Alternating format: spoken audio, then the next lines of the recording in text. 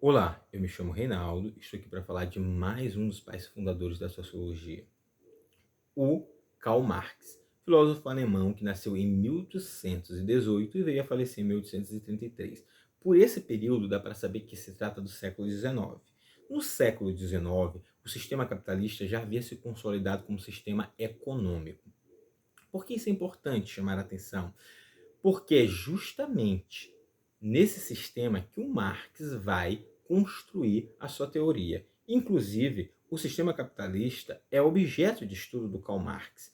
Isso rendeu a ele um livro chamado O Capital, onde ele vai explicar as relações sociais que vão ser desenvolvidas e construídas a partir desse sistema econômico.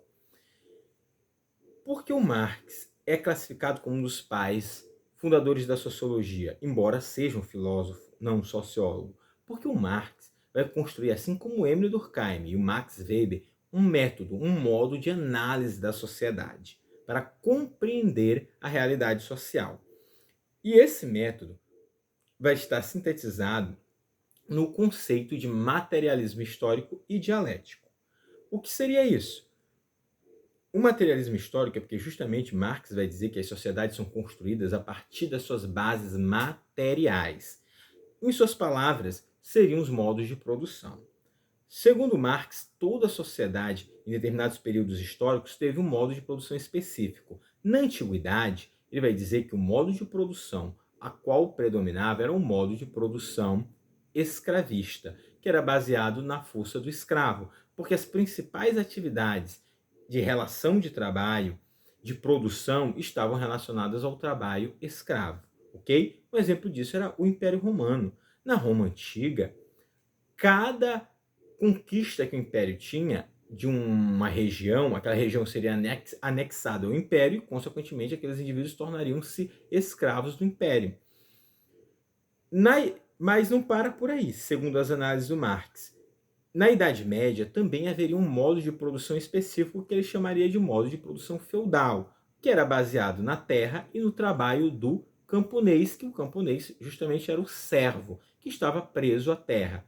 E na sociedade capitalista, o modo de produção que vai predominar é o capital, que justamente vai ser as terras, os bens, máquinas, qualquer tipo de recurso em que o indivíduo possa possuir para produzir as bases materiais de uma sociedade, ok? No entanto, tem a parte do dialético, uma herança, assim como o histórico também, né? Mas o dialético é justamente porque Marx vai estudar as contradições sociais. Ele explica a sociedade a partir de suas contradições sociais. Tanto que ele é um dos primeiros autores, por assim dizer, a descrever e desenvolver o conceito de classe, ok? Que para ele as classes sociais na sociedade capitalista são antagônicas, mas complementares. O que significa isso? É que elas são diferentes, mas uma precisa da outra para sobreviver.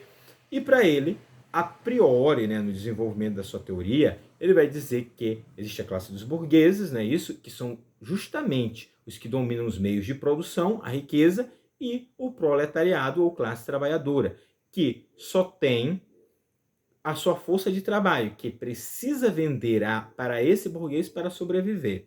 Entenderam a ideia de contradição e de dialética do Marx?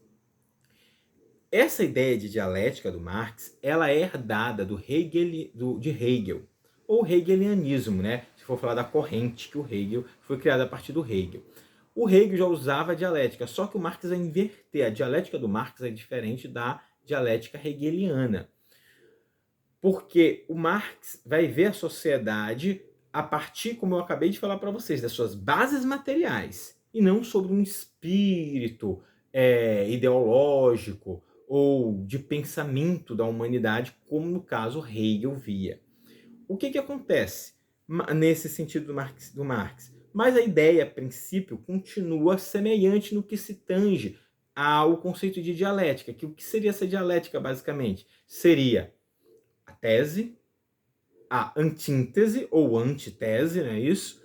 E se juntando as duas, isso formaria uma síntese. Então é assim que o Marx vai explicar a sociedade. Porque, pegando um exemplo simples para poder isso ficar um pouco mais claro, Eu acabei de falar que as classes são antagônicas, não é isso? São diferentes. A classe do trabalhador, do proletariado e a do burguês. Mas eles são antagônicos. Então, digamos que se um fosse a tese, o outro a antítese. Mas eles juntos criam-se uma síntese, que essa síntese, no caso, seria o sistema capitalista.